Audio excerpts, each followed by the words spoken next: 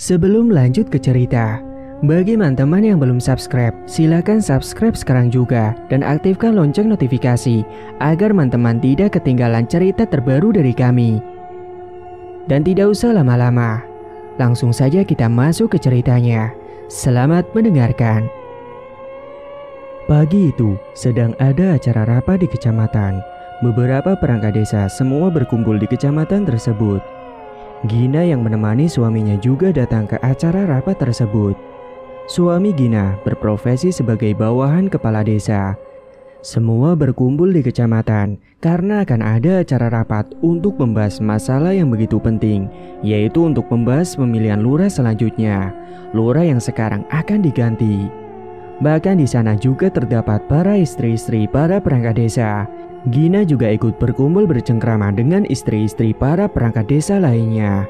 Namun tiba-tiba saja Gina ingin buang air kecil karena sudah kebelet. Gina yang tidak tahu di mana letak tempat toiletnya kemudian bertanya terlebih dahulu kepada yang lain. "Maaf ibu-ibu, toiletnya di mana ya?" "Oh, toilet di sana bu, lurus saja nanti belok kiri. Nah itu ada toilet di situ." "Oh, terima kasih ya bu, kalau begitu saya pamit dulu." Gina pun langsung bergegas beranjak pergi menuju ke toilet seorang diri. Saat Gina sedang berjalan terbirit-birit, dia berpapasan dengan salah seorang yang duduk di pinggir jalan. Gina yang tidak kenal hanya memberikan senyum ramah saja kepada laki-laki itu dan tidak menghiraukannya lagi karena Gina buru-buru ingin segera sampai ke toilet. Akhirnya Gina pun sampai juga di sebuah toilet yang terlihat sedikit kumuh dan kotor, mungkin karena tidak ada yang mengurus toilet tersebut. Setelah selesai buang air kecil, Gina kembali ke tempat tadi di mana ibu-ibu sedang berkumpul. Namun saat Gina keluar, ia melihat ke sekeliling ternyata ibu-ibu sudah tidak ada di sana. Gina pun duduk di sebuah bangku yang ada di depan halaman tersebut sembari memandang jalanan yang banyak orang lalu lalang. Gina bingung harus ngapain. Akhirnya ia pun menatap layar ponsel untuk menghilangkan kejenuhannya. Sayup-sayup, Gina mendengar ada suara langkah kaki yang datang menghampirinya. Gina kira itu suaminya yang sudah datang. "Hai." Mendengar apa yang diucap oleh sosok yang datang, segera Gina mendongakkan kepalanya dan ternyata ketika Gina melihat ke arah dia, itu bukanlah suaminya, melainkan laki-laki yang tadi duduk di pinggir jalan menuju ke toilet. "Sendirian aja mbak?" "Iya mas," jawab Gina cuek. "Saya boleh duduk di sini mbak?" tanya laki-laki itu. "Silakan." Laki-laki tersebut pun duduk di samping Gina. Mereka kemudian saling berkenalan satu sama lain. "Nama mbak siapa?" "Saya Basir." "Gina," jawab Gina cuek. "Mbaknya nungguin siapa?" "Suami saya." "Kamu sendiri ngapain di sini?" tanya Gina ketus. Saya sopirnya Pak Lurah di desa sebelah mbak," jawab Basir. "Oh, kamu orang sana juga?" "Bukan mbak, saya dari kota lain." Gina yang risih kemudian pergi meninggalkan Basir sendirian. "Maaf ya, saya pergi dulu," ucap Gina. Basir hanya terdiam ketika melihat Gina pergi meninggalkannya. Ternyata tidak disangka Basir sudah terpikat hatinya dengan Gina. Pada waktu tadi Basir melihat Gina berjalan ke toilet karena Gina memiliki wajah yang cantik, anggun dengan lekuk tubuh yang membuat mata lelaki manapun akan suka dengannya. Entah kenapa Basir bisa langsung terpikat pada saat melihat senyuman Gina yang begitu manis dan indah sekali. Ketika didekati dengan Basir, Gina langsung pergi, membuat Basir kecewa dan sedikit tidak diakui kehadirannya. Basir ini adalah seorang supir dari lurah yang ada di desa lain yang jaraknya cukup jauh dari rumah Gina. Setelah rapat selesai, suami Gina, Yudis, menghampiri Gina. "Sudah selesai mas?" tanya Gina. "Sudah, ayo pulang." Akhirnya mereka semua pun pulang karena rapat yang dilaksanakan telah usai. Gina dan Yudis sudah menikah sejak lama. Usia pernikahan mereka menginjak 6 tahun pernikahan. Akan tetapi, mereka berdua belum diberikan kepercayaan untuk memiliki anak. Tapi memang selama ini Gina sudah hidup serba berkecukupan dengan Yudis. Mereka tinggal di sebuah rumah yang besar yang dibangun sendiri. Sesampainya di rumah, mereka beristirahat di ruang tengah sembari menonton televisi. "Mas, gimana tadi rapatnya?" "Lancar kok, alhamdulillah." Besok aku ada kerja di luar kota untuk mengurus berkas-berkas terlebih dahulu. Berapa hari, Mas? Ya, sekitar 3 hari lah. Lama sekali, Mas. Aku sendirian dong di rumah. Ya mau gimana lagi, Dek. Namanya ada tugas. Masa aku harus nolak? Ya udah deh, Mas. Gimana kalau aku tinggal di rumah ibu saja dulu, Mas? Nah, itu benar. Kalau kamu tidak mau sendirian di rumah, kamu boleh ke rumah ibu saja. Kamu jangan genit ya, Mas. Awas kamu kalau genit sama wanita lain. Ya enggak lah, aku kan udah punya istri. Setelah beberapa menit mereka istirahat, mereka pun mandi karena sudah mau petang. Deru angin sangat kencang membuat hawa menjadi semakin dingin.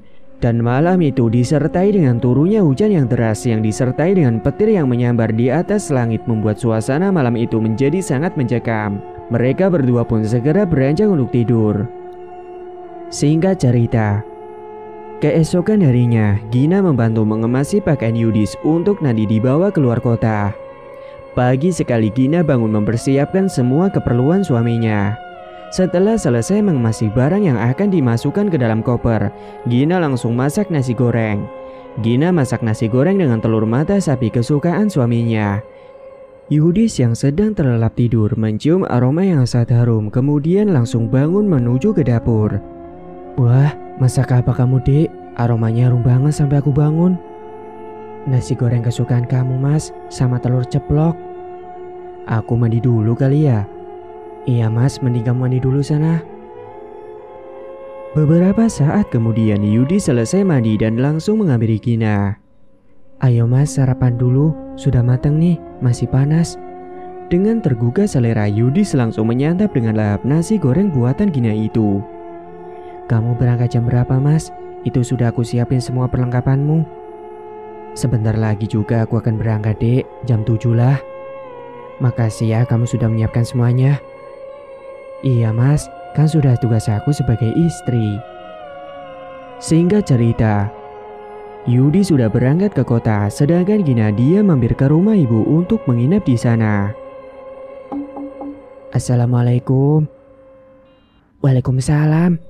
Mbak Gina, tumben banget Mbak datang ke sini, tanya Farah. Iya, ibu mana? Tanya Gina. Gina terlahir dari keluarga yang sederhana, namun meskipun begitu kedua orang tuanya bisa membiayai Gina hingga lulus kuliahnya dulu.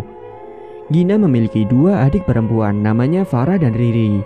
Farah sudah dewasa, usianya sekitar 24 tahun, sedangkan Riri dia masih duduk di kelas 3 SMA. Biaya sekolah Riri juga terkadang dibiayai oleh Gina dan Farah. Farah sudah bekerja di sebuah pabrik. Dia sangat solehah, berbeda dengan Gina yang penampilannya serba mewah dan terlihat glamor. Farah hanya sederhana saja, apalagi Farah juga berhijab. Bapak Gina bekerja sebagai sopir truk, sedangkan ibunya bekerja sebagai penjual sayur di depan rumahnya. Rumah Gina menuju ke rumah kedua orang tuanya ini cukup jauh karena beda kecamatan. Jadi Gina jarang sekali datang ke rumah kedua orang tuanya. Paling ya beberapa bulan sekali Gina datang ke rumah bapak ibunya. Tapi Gina selalu mengirimkan uang kepada orang tuanya dan juga untuk biaya sekolahnya Riri. Ayo duduk Mbak, mau minum apa Mbak? Tanya Farah. Terserah, apa aja boleh Dek, jawab Gina. Beberapa saat kemudian ibu Gina datang menghampiri Gina yang tengah duduk di ruang tamu. Gina, kamu datang kapan nak? Tanya ibunya. Barusan Bu. Bapak masih pergi nyopir ya? Iya, berangkat tadi pagi. Kamu tumben datang ke sini. Datang sama siapa toh? Sendirian aja, Bu. Loh, suamimu di mana? Mas Yudi sedang ada rapat di luar kota, Bu. Aku di rumah sendirian, jadi aku ke sini mau nginep. Boleh kan, Bu? Memangnya Yudi sampai jam berapa di kota? Tanya ibunya. 3 hari Bu katanya. Ya udah, ibu senang kalau kamu mau tidur dan nginep di sini. Rumah kan jadi rame lagi, kata ibunya. Singkat cerita, Gina pun menginap di rumah kedua orang tuanya dan tidur bersama dengan Farah. 3 hari pun telah berlalu. Gina berpamitan untuk pulang kembali karena suami Gina sudah mau pulang. Bu, aku pulang dulu ya. Makasih udah ngebolehin aku nginap di sini, ucap Gina. Buru-buru banget toh nak.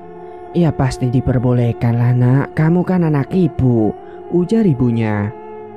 Iya bu, Mas Yudi sebentar lagi mau pulang. Ya sudah, kamu hati-hati ya di jalan. Nanti kapan-kapan kamu mampir lagi ke sini, ucap ibunya. Gina pun langsung pulang dengan mengendarai sepeda motornya. Jarak ke rumah Gina itu sekitar 30 menit. Dan sesampainya Gina di rumah, ternyata Mas Yudi sudah sampai di rumah lebih dulu. Gina melihat mobil milik suami sudah terparkir di depan rumahnya. Loh mas, kamu sudah pulang? Iya, baru aja nyampe nih. Maaf ya mas, aku terlambat. Gak apa-apa, kamu jadi nginep di rumah ibu. Iya, jadi mas, kan aku di rumah sendirian. Kamu mau mandi sekarang? Kalau mau mandi sekarang, biar aku masak air terlebih dahulu ya, ucap Gina. Iya boleh. Sore itu Gina pergi ke dapur untuk masak air untuk Mas Yudis mandi. Kemudian setelah masak air, Gina tinggal terlebih dahulu ke tempat Yudis. Koper kamu mana mas? Itu masih ada di mobil. Lalu Gina pun mengambil koper yang ada di dalam mobil. Koper tersebut dibawa Gina masuk. Kok kopernya tambah berat ya mas? Iya, ada oleh-olehnya, buka aja. Gina pun segera membuka koper tersebut untuk melihat oleh-oleh yang dibawa Mas Yudis. Wah, banyak sekali mas oleh-olehnya. Iya, nanti buat cemilan sekalian, sama nanti buat bapak ibu juga. Hampir lupa Gina kalau dia sedang masak air, dan segeralah Gina menuju ke dapur dan melihat airnya ternyata sudah mendidih. Mas, ini airnya sudah siap, katanya mau mandi, teriak Gina dari arah dapur. Iya, bentar. Malam hari pun tiba, Yudis dan Gina berada di kasur kamar. Gina memijit tubuhnya Mas Yudis yang kecapean karena perjalanan yang jauh. Kamu capek banget ya mas? Iya nih, badannya terasa sakit semua. Besok gak usah berangkat mas, nanti kamu malah sakit. Gak apa-apa kok, nanti minum obat juga sembuh. Kamu ini kalau dibilangin ngeyel ya mas. Oh iya, gimana rapatnya mas? Lancar? Lancar alhamdulillah. Gina dan Yudis dulu bertemu di kampus. Mereka seangkatan dan mereka jatuh cinta pada saat acara kuliah kerja nyata. Mereka cinlok. Yudis mulai menumbuhkan benih-benih cinta, begitu juga dengan Gina. Hingga pada akhirnya mereka berdua pun menjalin hubungan. Dan setelah lulus kuliah, Yudis dan Gina langsung melangsungkan pernikahan. Yudis terlahir dari kalangan orang yang berkecukupan, berbeda dengan Gina yang hidup sederhana. Tapi meskipun begitu, kedua orang tua Yudis mau menerima Gina sebagai menantunya. Dan pernikahan keduanya pun berjalan hingga sampai sekarang, sampai 6 tahun. Namun sayangnya, pernikahan mereka dihantam cobaan yang tidak diduga oleh Gina selama ini. Pagi itu, Yudis berangkat bekerja seperti biasanya. Sebelum berangkat bekerja, Yudis berpamitan terlebih dahulu kepada Gina. Aku berangkat kerja dulu ya. Iya mas, kamu hati-hati. Yudis pun segera untuk berangkat. Sedangkan Gina kembali masuk ke dalam rumah untuk beres-beres rumah yang masih berantakan. Setelah semua kegiatan itu telah selesai, Gina memanjakan dirinya untuk me time dengan menonton televisi sembari memakan cemilan oleh-oleh dari suaminya kemarin. Jam demi jam, menit demi menit, detik demi detik, waktu terus berputar hingga petang pun Gina menunggu Yudis di depan pintu dengan kepala ke kanan dan ke kiri, melihat ke sekeliling menunggu kedatangan dari Mas Yudis yang tidak kunjung datang juga. Ia merasa khawatir karena Yudis belum juga datang. Padahal biasanya jam segini Yudis sudah datang di rumah. Sayup-sayup terdengar suara azan maghrib. Gina pun masuk ke dalam rumah serta menutup pintu rumah rapat-rapat. Gina duduk di sofa ruang tamu sembari melihat dari balik jendela, namun tidak juga kunjung datang. Nafsu makan Gina pun menjadi menurun. Dia tidak makan malam itu karena mengkhawatirkan Yudis yang belum kunjung datang. Sudah berkali-kali Gina menghubungi Yudis, akan tetapi tidak juga diangkat dan tidak dibalas sama sekali oleh Mas Yudis. Malam itu Gina tidur sendiri, namun tidak tenang dan tidak bisa tidur karena memikirkan keberadaan suaminya. Jam dinding terus berputar, akan tetapi Yudis belum juga datang ke rumah. Hingga akhirnya Gina tidak bisa tertidur. Pagi hari sekali Gina pun langsung bangun dari tempat tidur dengan mata panda. Gina segera bersiap-siap untuk mandi dan Gina berniat untuk pergi ke rumah salah satu rekan kerjanya dari Mas Yudis untuk menanyakan di mana keberadaan suaminya itu. Dia pun pergi mengendarai sepeda motornya. Assalamualaikum. Waalaikumsalam, jawab seseorang dari balik pintu. Pagi Pak, saya mau bicara boleh? Tanya Gina. Boleh, silakan Mbak masuk dulu. Kemudian Gina pun masuk ke dalam rumah rekan kerja itu dan duduk di ruang tamu. Jadi gini Pak, saya mau tanya, sebenarnya pekerjaan suami saya itu sebagai apa ya? Kok sampai jam segini belum pulang juga? Apa harus lembur sampai pagi? Sudah saya hubungin berkali-kali tapi tidak diangkat dan dibalas juga. Mau saya datangi ke kantor, sayanya tidak enak Pak, jelas Gina. Yudis kerjanya ringan Mbak, tidak harus lembur-lembur segala. Bahkan sebenarnya dikerjakan di rumah saja juga bisa kok. Oh gitu ya Pak. Kalau gitu terima kasih Pak. Saya pamit dulu, ucap Gina sembari beranjak pergi. Karena dirasa sudah mendapat informasi, Gina pun bergegas untuk pergi dengan perasaan yang campur aduk dan berharap suaminya tidak berkhianat dengan Gina. Gina terhenti pada sebuah taman yang ada di samping jalan raya. Dia duduk termenung dengan wajah yang lesu dan tidak bersemangat sama sekali. Gina duduk menghadap ke arah jalan raya. Basir yang saat itu sedang mengendarai mobil melewati jalan depan taman itu melihat dengan jelas ada seorang wanita yang duduk termenung sendirian. Dan Basir mengenali wanita itu. Basir pun menepikan mobilnya dan segera menghampiri Gina. Sendirian aja Mbak. Seketika Gina terperanjat mendengar ucapan itu dan langsung menghadap ke arah sumber suara. Kemudian Basir duduk di samping Gina. Akan tetapi Gina menggeser tubuh dari tempat duduk yang semula. Mbak, saya lihat wajahnya kok terlihat murung seperti itu. Ada masalah ya? Tanya Basir. Bukan urusan kamu. Lebih baik kamu anggap kita gak saling kenal aja lah. Saya gak level sama kamu, ucap Gina.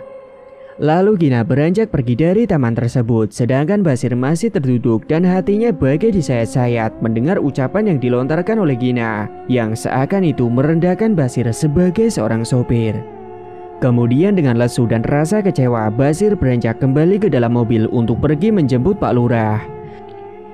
Dengan derayan air mata, Gina melajukan sepeda motor perlahan, dan sesampainya di rumah, Gina terkejut karena ternyata Yudi sudah terlihat di dalam rumah. Kamu dari mana? Tanya Yudis tegas. Dari rumah teman Mas. Kamu sendiri dari mana Mas? Kok baru pulang dari kemarin? Tanya balik Gina. Sudah, kamu gak usah pikir yang macam-macam. Aku itu semalam nginap dan nongkrong di rumah teman lama. Mendengar apa yang dikatakan Yudis, Gina sedikit lega tapi belum sepenuhnya percaya. Akhir-akhir ini sikap Yudis semakin cuek dengan Gina, entah apa sebabnya. Membuat pertengkaran antara mereka berdua pun selalu terjadi di setiap harinya. Gina selalu tersulut emosi sampai membanting barang yang ada di dalam rumahnya. Meskipun dengan bentakan yang kasar, Yudis tidak sampai ringan tangan kepada si Gina. Hingga pada akhirnya pertengkaran itu diakhiri dengan Yudis pergi dari rumah. Yudis sudah berhari-hari tidak pulang ke rumah, membuat Gina stres di rumah sendirian dan pikiran Gina sudah kalang kabut. Perasaan yang campur aduk jadi satu, tidak tahu apa yang harus Gina lakukan selain menangis. Untuk menghilangkan kejenuhan, Gina pergi ke salah satu mal untuk shopping memanjakan dirinya dan mengurangi stres pada dirinya.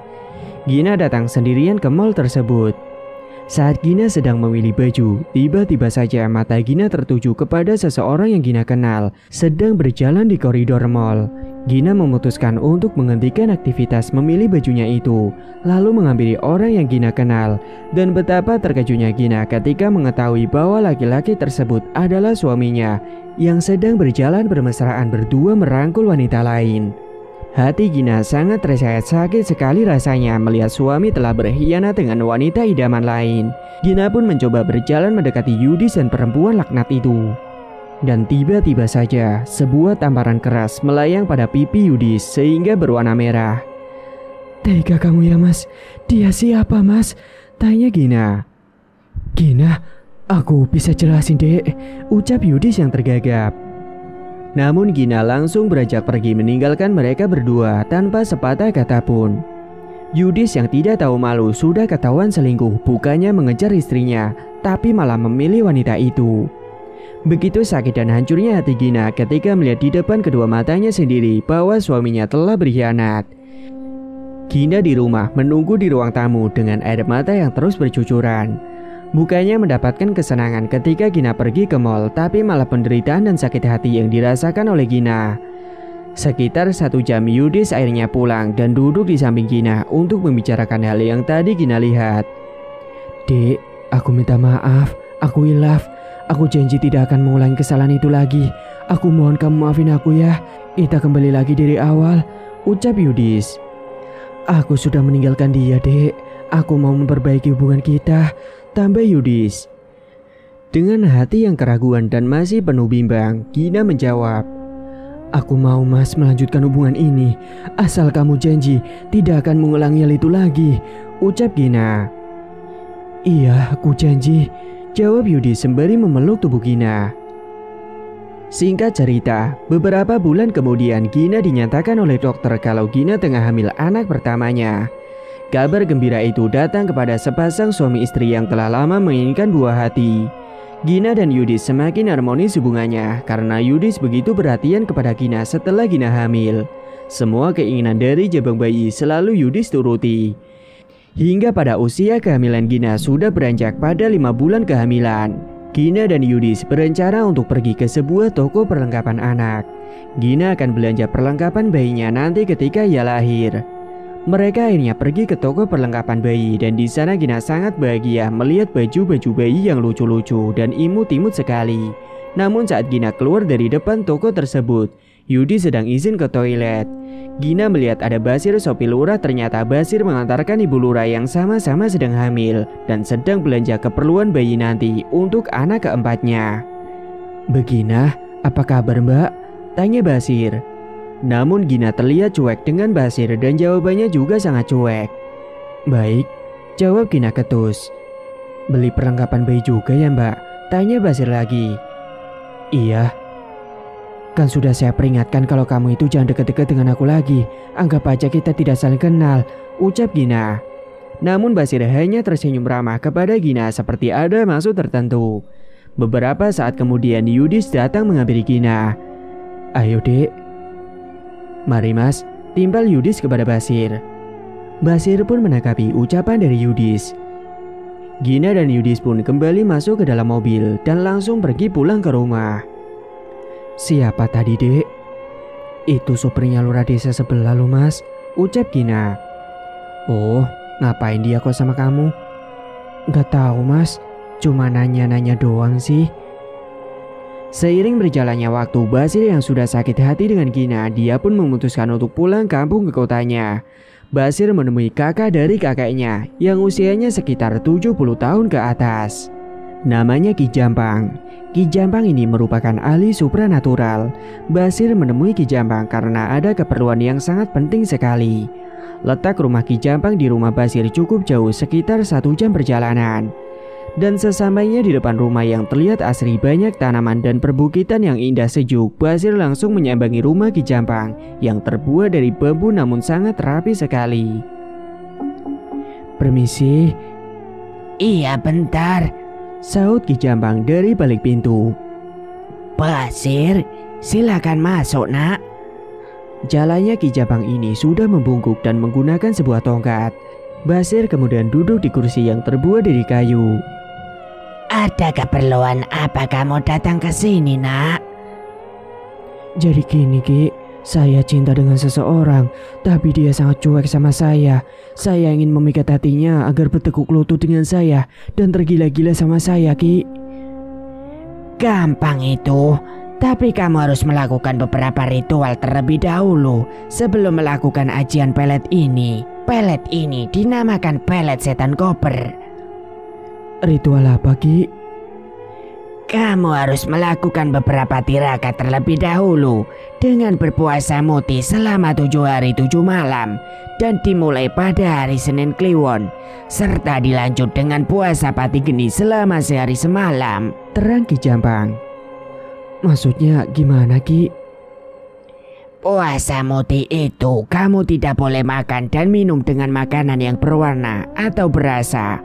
Kamu harus makan dan minum dengan nasi putih dan air putih saja. Sedangkan puasa pati geni, kamu harus melakukan ritual yang dijalankan selama 24 jam penuh di sebuah ruangan gelap tanpa ada penerangan sama sekali. Selama melakukan puasa pati geni, segala kebutuhan duniawi dilarang, termasuk makan, minum, tidur, dan tidak diperkenakan untuk berbicara. Baik Ki, saya mengerti. Setelah selesai semua ritual itu, nanti kamu harus mandi dengan kembang 7 rupa. Nanti kamu nginep saja di sini supaya kamu bisa dapat arahan dari saya. Akhirnya Basir pun menyetujui untuk tinggal di rumah Ki Jambang menjalani ritual. Hari pertama sebelum melakukan puasa, Basir diperintah Ki Jambang untuk mandi keramas untuk mensucikan diri terlebih dahulu. Kemudian Basir melakukan puasa dengan puasa muti, hanya makan dan minum nasi putih dan air putih saja. Singkat cerita, ritual semua puasanya itu sudah dilakukan oleh Basir. Lalu Ki Jambang pun mengajak Basir ke belakang rumah, tepatnya di sumur rumah Ki Jambang. Ki Jambang sudah menyiapkan kembang 7 rupa. Air kembang 7 rupa itu kemudian diguyurkan pada tubuh Basir dengan membacakan mantranya. Setelah selesai mandi dengan kembang 7 rupa, Ki Jambang pergi ke ruangan untuk melakukan ritual berikutnya. Di ruangan tersebut terdapat sesajen ayam putih, kemenyan, kembang setaman, dan juga lain-lain.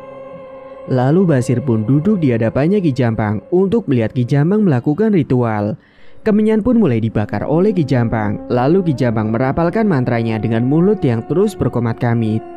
Ki Jambang membaca mantra untuk mengundang kodam.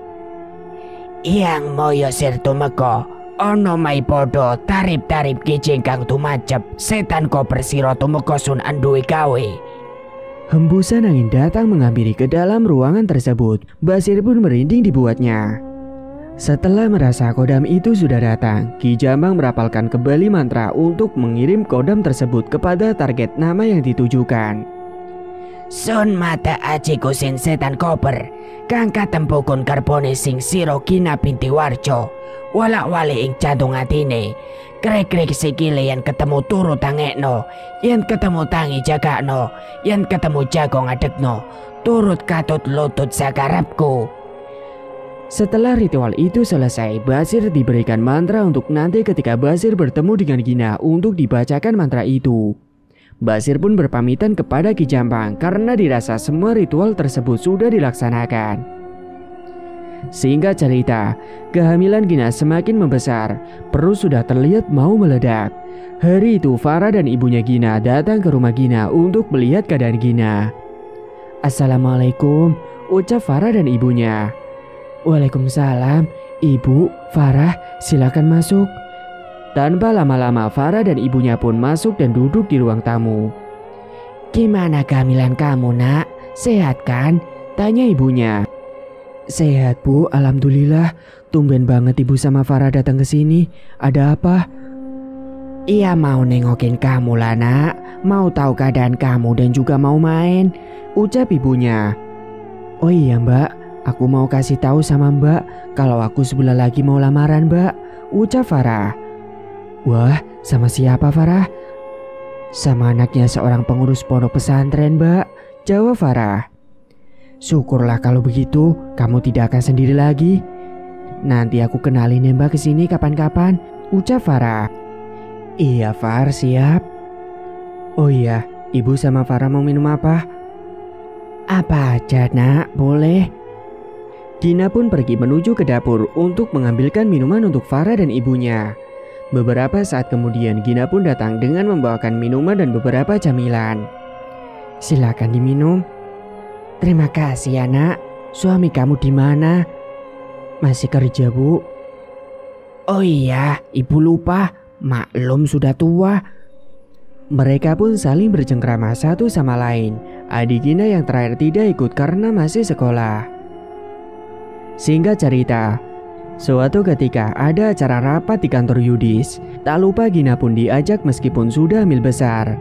Dan Gina juga tidak keberatan untuk ikut mendampingi suaminya. Di tempat tersebut lagi-lagi Gina bertemu dengan Basir. Namun Gina tidak mau menatap ke arah Basir karena malas.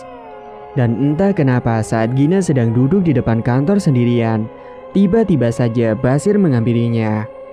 Mbak, sendirian aja, ucap Basir. Saya kan sudah bilang sama kamu berkali-kali, jangan dekati saya. Saya tahu kalau kamu itu suka sama saya, tapi ya sadar diri dong, kamu kerjanya apa? Dan saya kan sudah punya suami, mikir, ucap Gina ketus. Karena sudah naik pitam dan hatinya sangat panas sekali mendengar apa yang dikatakan oleh Gina. Basir pun langsung tersenyum ramah dengan bibir menyungging ke hadapan Gina. Di dalam hatinya dia merapalkan mantra yang sudah dihafalkan yang telah diberi oleh Ki Jampang. Ingsun amata aji Gusti setan kober siro ingsun kongkon lebonono atine si Jabang Baine Ginta binti Warjo. Yen ketemu turu gugahan, yen ketemu turun lunggono, yen ketemu lunggo dekno, yen ketemu ngadek perekno ketemu ingsun. Ojo pati-pati muli yen ora bareng karo kekasih ingsun. Teko welas teko asisi Jabang Bayi Gina binti Warjo marang ingsun. Kemudian Basir menginjakkan kaki ke lantai yang dipijaknya selama 3 kali pijakan, membuat Gina yang melihat kelakuan Basir merasa terheran-heran. Kemudian karena sudah merasa puas dan Basir sudah merapalkan mantra kepada Gina, ia pun langsung pergi meninggalkan Gina tanpa berkata sepatah kata pun. Singkat cerita, Gina menjadi seperti orang yang linglung, sikapnya berubah kepada Yudis. Gina setiap malam selalu kepikiran wajah si Basir dan ketika mengingat wajah Basir, Gina senyum-senyum sendiri seperti orang gila. Hingga Yudis yang melihat tingkahnya istrinya itu merasa heran. "Kamu kenapa, Dek? Kok senyum-senyum sendiri seperti itu?" tanya Yudis. Namun Gina tidak menjawab pertanyaan dari Yudis. Pagi harinya, Yudis mendapat tugas kembali keluar kota untuk rapat. Entah kenapa Gina merasa senang karena ditinggal oleh Mas Yudis. Padahal biasanya kalau ditinggal Gina selalu sedih dan galau karena di rumah sendirian. Setelah Yudis berangkat keluar kota untuk rapatnya, Gina yang perutnya tengah hamil besar, ia malah berkeliaran naik angkutan umum mencari keberadaan rumah Mas Basir. Dan entah dari mana Gina tiba-tiba bisa tahu letak dari rumah Mas Basir. Seperti ada yang sengaja mengantarkan diri Gina mengunjungi rumah Basir. Sampailah di sebuah rumah kontrakan yang ukurannya tidak terlalu besar dan tidak terlalu kecil, sedang-sedang sajalah. "Assalamualaikum," ucap Gina di depan pintu rumah kontrakan Basir. Basir yang saat itu sedang menonton televisi karena sedang libur kerja, mendengar suara yang seperti dikenal. Dengan terburu-buru Basir membukakan pintu rumah kontrakan itu. "Waalaikumsalam," jawab Basir serta terkejut ketika melihat ada Gina tiba-tiba ada di depan rumahnya. "Pelet setan koper itu ampuh juga ternyata," gumam Basir di dalam hati. Lalu Gina pun dibawa masuk ke dalam rumah kontrakan Basir. Rumah kontrakan itu dikunci rapat-rapat oleh Basir dan akhirnya mereka melakukan hubungan terlarang yang bukan suami istri. Mereka saling bercumbu dan Gina merasa senang karena bisa dekat dengan Basir. Hingga akhirnya Gina menginap di rumah si Basir. Basir sangat senang sekali karena pujaan hatinya telah terpikat dengan dirinya. Setiap malam mereka saling bercinta. Singkat cerita, setelah 3 hari Yudis pulang ke rumah, begitu juga dengan Gina yang pulang ke rumah. Hari itu Gina mengeluh sakit pada perutnya. Kemungkinan Gina sedang mengalami kontraksi dan akan melahirkan. Dengan sigap Yudis membawa Gina ke rumah sakit. Dengan rasa cemas dan panik, Yudis terus berdoa demi kelancaran kehamilan istrinya. Dan beberapa jam kemudian, akhirnya anak Yudis dan Gina telah lahir ke dunia. Buah hati mereka berjenis kelamin perempuan dan cantik sekali. Namun Gina bukannya senang melihat anaknya lahir. Gina terlihat sangat murung sekali, seperti tidak menginginkan kehadiran bayinya itu. Saat di rumah juga, Gina tidak mau memberikan ASI kepada anaknya itu. Dan malam harinya Gina bermimpi dia berada di dalam hutan yang rimba. Dan hutan itu terlihat sangat sepi sekali, tidak ada satu orang pun di sana. Dan dalam keadaan yang sangat sepi itu dan gelap gulita, tiba-tiba saja tubuh Gina terlilit ular yang sangat besar, membuat tubuh Gina tidak bisa bergerak dan sesak sekali pada dadanya karena ular itu melilit dengan sangat kuatnya. Mata Gina sampai terbelalak karena sakit menahan lilitan ular tersebut. Tiba-tiba di dalam hutan tersebut Gina melihat ada sebuah pancaran yang terang. Dan dengan perlahan Gina menghampiri ke arah tersebut. Dan cahaya itu berubah menjadi asap tebal serta berbentuk sosok yang sangat menyeramkan menatap ke arah Gina dengan tajam. Sosok itu dengan tubuh yang tinggi besar berwarna merah dengan mata yang tajam dan merah menyala, dengan gigi yang besar dan tajam yang keluar dari dalam mulutnya. Sosok itu baunya sangat busuk sekali, namun Gina tidak bisa menutup hidungnya karena tubuhnya sedang dililit oleh ular yang berwarna hitam dan sangat besar sekali ukurannya. Gina merasa seperti mau meninggal karena tercekik oleh lilitan ular itu. Hingga akhirnya ada sosok kakek tua yang entah dari mana asalnya datang menghampiri dan tiba-tiba saja sosok ular itu menghilang. Serta ular yang melilit di tubuh Gina perlahan melepaskan lilitannya. Karena merasa sesak pada dadanya, Gina kemudian terperanjat bangun dari tidurnya dengan napas yang terengah-engah. Saat itu juga Gina pun teriak. Yudis yang berada di samping Gina ikut terperanjat bangun karena dikagetkan oleh teriakan dari Gina. Yudis menanyakan kepada Gina. Gina masih dalam kondisi dengan napas yang terengah-engah dan tubuh yang penuh dengan keringat membasahi tubuhnya. "Kamu kenapa, Dek?" "Aku mimpi buruk, Mas." "Makanya sebelum tidur kamu baca doa terlebih dulu."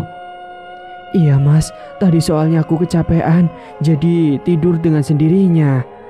Yudis kembali melanjutkan tidurnya sedangkan Gina tidak bisa tidur dan tiba-tiba saja Gina teringat dengan Basir yang dirasa Gina kalau tidak bertemu dengan Basir itu sangat rindu berat dan ingin segera bertemu.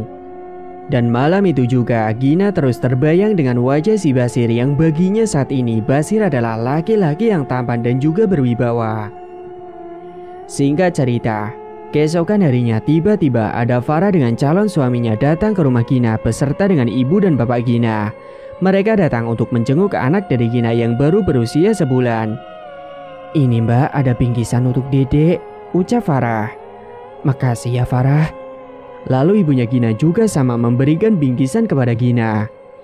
"Ini ibu bawa bingkisan buat kamu sama anak kamu," ucap ibunya. "Terima kasih ya Bu, Farah sudah repot-repot bawa bingkisan. Padahal kalian datang ke sini aku sudah seneng loh," ucap Gina. Saat itu Gina masih tersadar normal seperti biasa tidak memikirkan Basir. Namun calon suami Farah yang notabene orang pintar dan tahu tentang hal seperti itu, Hasan namanya, ia melihat Gina ada sesuatu pada dirinya. Akan tetapi Hasan tidak menceritakan secara langsung kepada suami Gina dan semua yang ada di sana. "Oh ya, kalian mau minum apa?" tanya Gina. "Terserah aja yang ada," ucap ibunya. Lalu Gina pun masuk ke dalam dapur untuk membuatkan minuman dan hidangan camilan. Dan beberapa saat kemudian Gina pun datang membawakan minuman di atas penampan. "Silakan diminum." Semua memperhatikan anak Gina dan Yudis yang sangat cantik dan lucu. Singkat cerita, hari demi hari telah berganti. Sikap Gina semakin aneh, tidak pernah mau mengurus anaknya yang masih bayi itu. Selalu Yudis yang mengurus dan memberi susu dengan susu formula, karena Gina sama sekali tidak mau memberikan ASI kepada buah hatinya itu. Gina sering melamun sendiri dan kadang ketawa-ketawa sendiri seperti orang gila. Diajak bicara oleh Yudis pun tidak mendengarkan.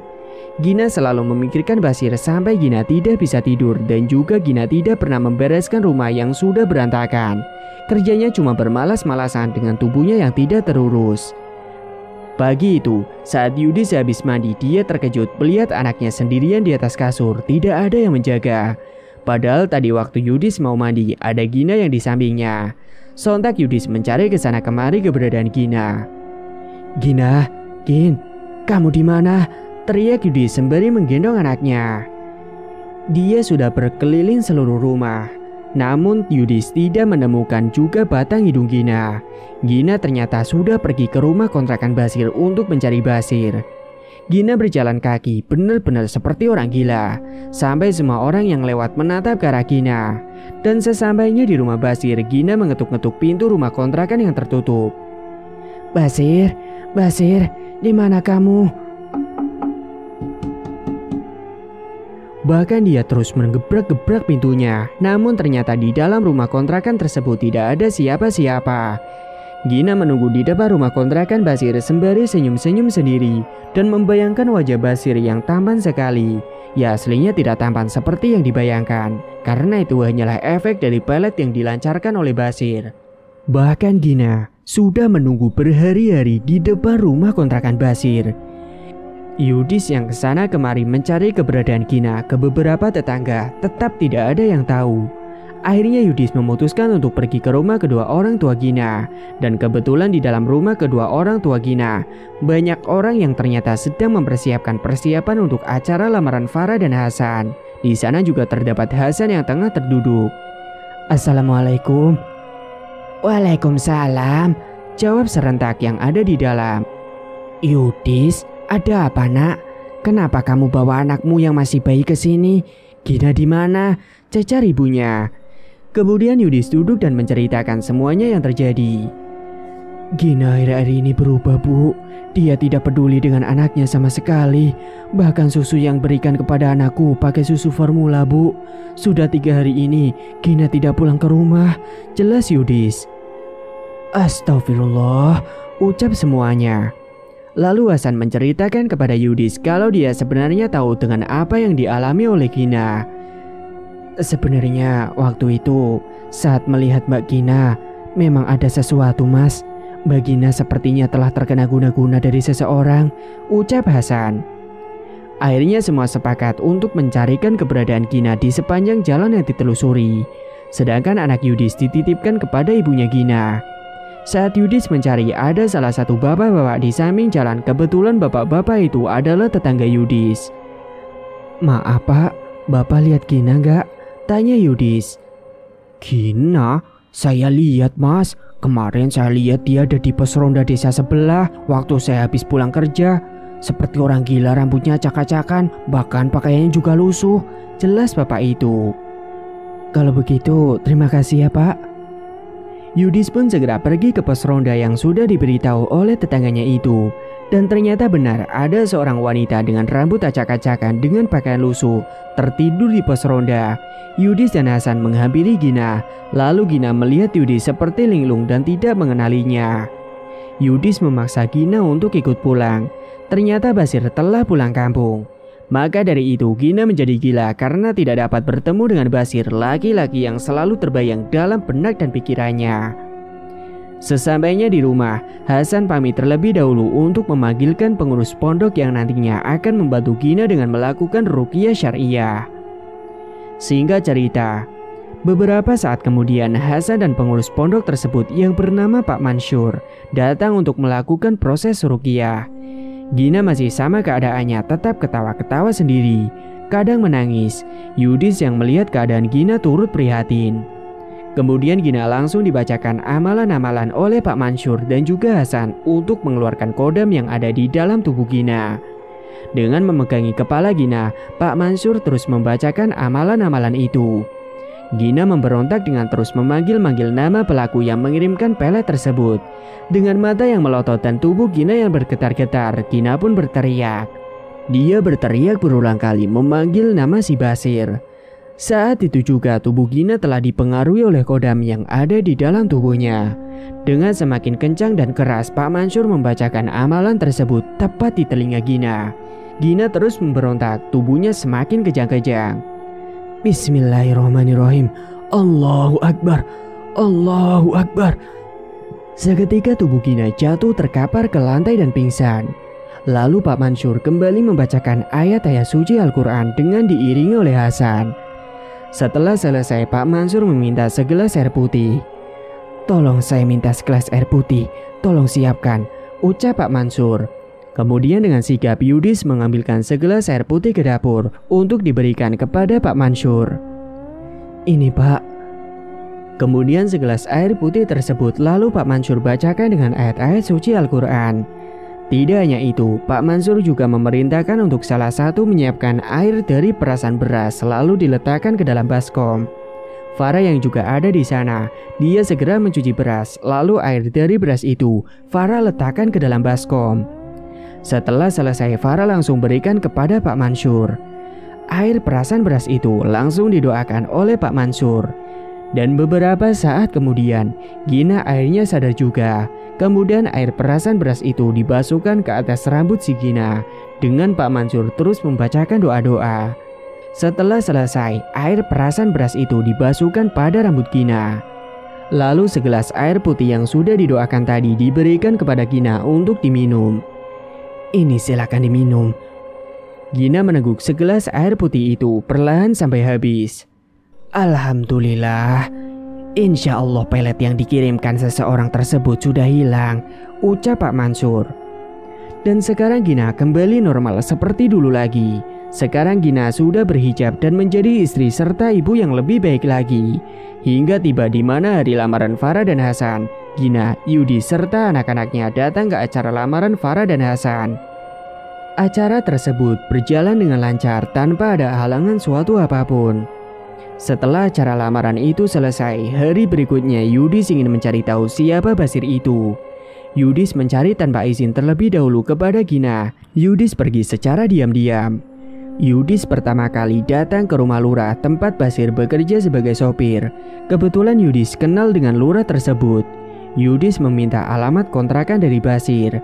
Setelah mendapat alamat rumah kontrakan, Yudis langsung datang ke rumah kontrakan itu.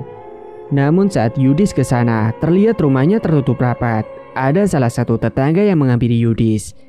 Maaf mas, nyari siapa? Apa benar ini kontrakan atas nama Basri pak? Tanya Yudis.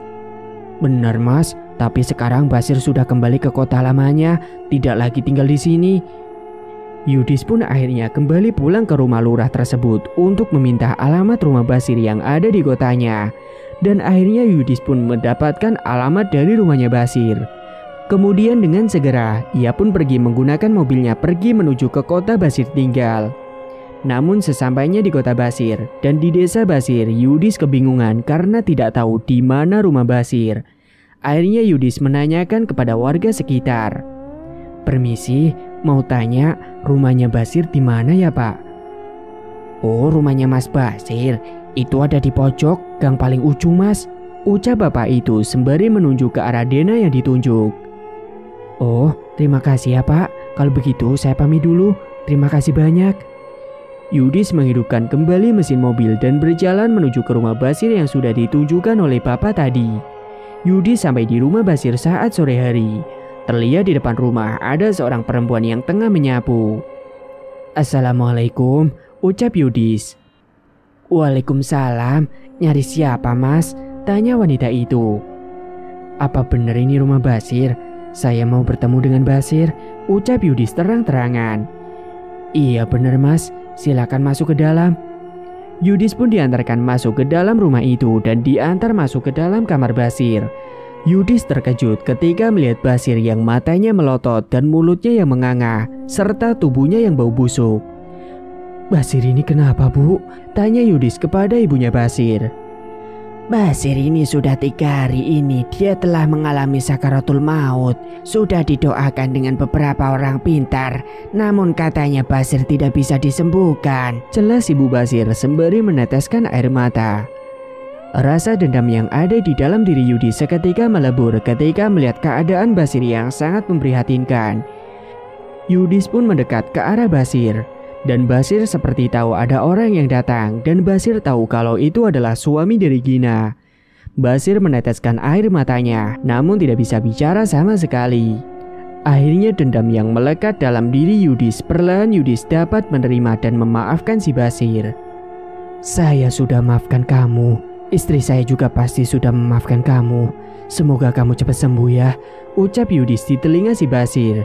Yudis pun berpamitan kepada semua yang ada di sana untuk pulang ke rumah. Singkat cerita, Yudis mendapat kabar dari lurah tempat Basir bekerja dulu. Kalau Basir telah meninggal dunia dalam keadaan mata yang melotot dan mulut menganga, serta di sekujur tubuh Basir terbakar warnanya hitam legam semua. Itu semua karena akibat kiriman yang telah dilakukan Kodam yang dikirim kepada Gina malah berbalik kepada Basir sendiri. Sosok Kodam itu murka, maka dari itu Basirlah yang menanggung akibatnya. Dan sekarang Gina serta Yudis bisa hidup dengan damai dan tenang serta keluarga yang harmonis. Semoga kita dijauhkan dari sifat iri hati, sifat rasa dengki dan dendam, yang mana hal itu bisa menjerumuskan ke dalam kesesatan dan bahkan bisa menyakiti korban bahkan orang lain yang tidak kita kenal ataupun yang kita kenal. Berbuatlah yang baik-baik dan tinggalkan semua yang buruk, karena barang siapa melakukan sesuatu sesuai perbuatannya maka dia akan mendapatkan balasannya. Dekatkan diri kita kepada Allah Ta'ala dan perteballah iman kita. tamat. Cerita pun selesai. Terima kasih bagi teman-teman yang sudah menyimak cerita hingga akhir. Dan bagi yang belum bergabung, silakan tekan tombol subscribe sekarang juga dan aktifkan lonceng notifikasi agar tidak ketinggalan info updatean terbaru dari kami. Sekian dulu dari Mang Ripan, terima kasih sudah menyimak. Wassalamualaikum warahmatullahi wabarakatuh.